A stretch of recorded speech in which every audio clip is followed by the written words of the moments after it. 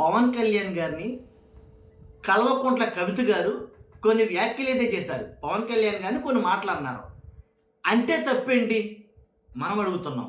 ఇప్పుడు పవన్ కళ్యాణ్ గారిని కవిత గారు అంటే తప్పేంటి? ఏమన్నది ఆవిడ అసలు? కవిత గారు పవన్ కళ్యాణ్ గారిని ఏమన్నదే? ఏదైతే ఇప్పుడు ఒక సినిమా రిలీజ్ అవుతుందో, ఇడుపు కాగితం అనే సినిమా, ఆ సినిమా దాని గురించి, ఆ టైటిల్ గురించి చాలా వివాదం అయితే జరుగుతుంది. అది మీకు నాకు అందరూ తెలిసిన విషయమే. ఆ వివాదంలో భాగంగా ఇడుపు కాగితం అంటే పవన్ కళ్యాణ్ గారికి బాగా తెలుసు అని అందావిడి. ఇదే కదా, ఇడుపు కాగితం అంటే ఏంటో చాలామందికి తెలియట్లేదు.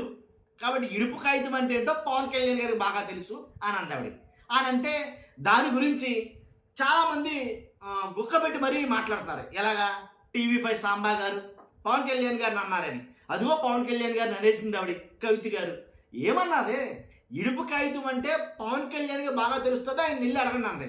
ఇడుపు కాగితం అంటే ఏంటంటే, ఏదైతే అంటే ఇడుపు అంటే ఇడిసేయటం, తెలంగాణ యాస, ఆంధ్ర యాస కాదు ఇది, తెలంగాణ యాసలో ఇడిసేయటం. ఇడిసేయటం అంటే ఒక భార్య భర్త పెళ్ళైన వాళ్ళు ఆ ఇడిపోవడాన్ని, అంటే విడాకుల పత్రం తీసుకోవడాన్ని, డైవర్స్ పేపర్స్ తీసుకోవడాన్ని ఇడుపు కాగితం అని తెలంగాణ మాండలికలో వాళ్ళు మాట్లాడే పదం అది. ఆ పదాన్ని సినిమా టైటిల్గా పెట్టారు. హీరో ప్రియదర్శన్, అలాగే హీరోయిన్ ఏమో నాగదుర్గ అని ఆమె, తెలంగాణ ఆమె. తర్వాత ఆ టైటిల్లో కూర్చున్న తీరు, దాని గురించి కూడా చాలా వివాదం అయితే కనుక జరుగుతుంది. అసలు నా మొహం సినిమా రిలీజ్ అవ్వాలో ఏం రాలా, జస్ట్ పోస్టర్కే ఎంత వివాదం. అయితే ఇందులో సందట్లో సడేమి అలాగా. ఇప్పుడు కవిత గారు ఆ మాట అన్నారు.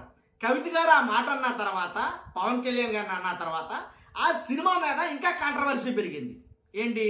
కొంతమంది పనిగట్టుకుని, అదిగో అసలు ఆ పేరు ఎందుకు పెట్టాలి, అది మా తెలంగాణ అస్తిత్వానికి సంబంధించింది, అది కరెక్ట్ కాదని కొంతమంది ఏంటి, ఆంధ్ర వాళ్ళే కొన్ని మాటలైతే మాట్లాడారంట.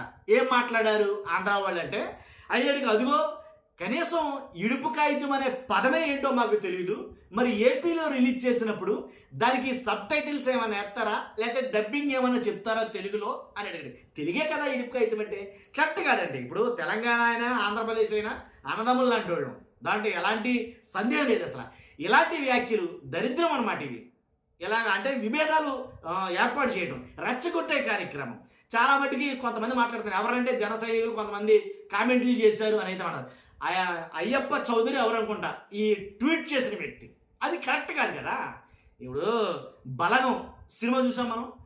బలగంలో ఎంత నేటివిటీ ఉంది వాస్తవంగా.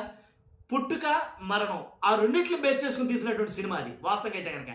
కాబట్టి అలాంటివి అంటే తెలంగాణ సంస్కృతికి అద్దం పట్టేటట్టుగా, అంటే వాళ్ళ అస్తిత్వాన్ని పెంచేదిగా, కాబట్టి అలా ఉండే సినిమాని. కాబట్టి దానికి కాంట్రవర్సీ ఏముంది?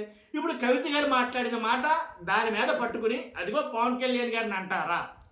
పవన్ కళ్యాణ్ గారిని ఉద్దేశించి ఆవిడ ఎందుకు అందంటే కనుక, ఏదో 3 పెళ్ళిళ్ళు చేసుకున్నాడు కాబట్టి అయినా, అలాగే విడాకులు ఇచ్చాడు కాబట్టి, చాలా వాళ్ళందరికీ విడాకులు ఇచ్చాడు కాబట్టి ఆ విడాకుల గురించి బాగా తెలుసు అన్న దాంట్లో మాట్లాడింది. అది కరెక్ట్ కాదు, అలా మాట్లాడటం నేను ఒప్పుకుంటాను. కానీ పవన్ కళ్యాణ్ గారు అయితే ఇలా మాట్లాడొచ్చా? పవన్ కళ్యాణ్ గారు మాత్రం ఇలా మాట్లాడొచ్చా? ఏం మాట్లాడో తెలుసా? పంతం నానాజీ గారు, ఆయన స్వయాన ఆయన పార్టీ ఎమ్మెల్యే అయి ఉండి ఒక మాజీ ముఖ్యమంత్రిని, ఏంటి వైఎస్ఆర్సీపీ పార్టీ అధినాయకుడిని పట్టుకుని ఆయన మాట్లాడేంటంటే, ఒరే అరే నా డాష్ నా మొత్తం అన్ని బూతులు ప్రయోగించి బూతులతో తిట్టి దారుణంగా మాట్లాడితే, పంతం నానాజీ గారిని అంటే ఆయన్ని మాట్లాడకుండా పైపెచ్చు ఆయన సమర్థిస్తూ పవన్ కళ్యాణ్ గారిని వ్యాఖ్యలు చేశారు. అర్థమైందా? అంటే తిడితే తప్పేంటి అన్నట్టుగా మాట్లాడారు పవన్ కళ్యాణ్ గారు. అందుకే నేను వీడియో స్టార్టింగ్లో నేను మాట్లాడిన మాట అంటే తప్పేంటి. అర్థమైందా మీకు?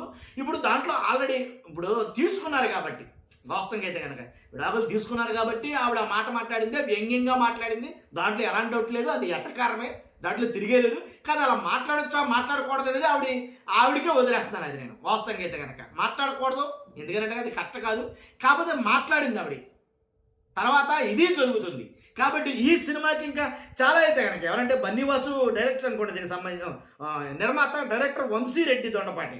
కాబట్టి అందులో కొంతమంది దీంట్లో దూరిపోయి ఆంధ్ర వాళ్ళు అనే టైటిల్ పెట్టుకున్న వాళ్ళు, కాబట్టి తెలంగాణ భాషని యాసని తక్కువ చేసి మాట్లాడడం తప్పండి. అది తప్పది.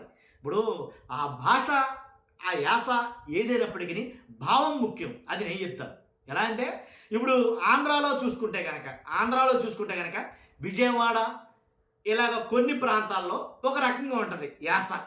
నెల్లూరు, చిత్తూరు, కడప ఇలాగా వాటి చోట్ల కొన్ని రకాలుగా ఉంటుంది. ఇటు విజయనగరం, శ్రీకాకుళం ఇటు చూసుకుంటే ఒక రకంగా ఉంటుంది యాస. కృష్ణా జిల్లా ఏంటి ఇలాగ ఉభయ గోదావరి జిల్లాలు చూసుకుంటే వాళ్ళది ఒక రకంగా ఉంటుంది యాస.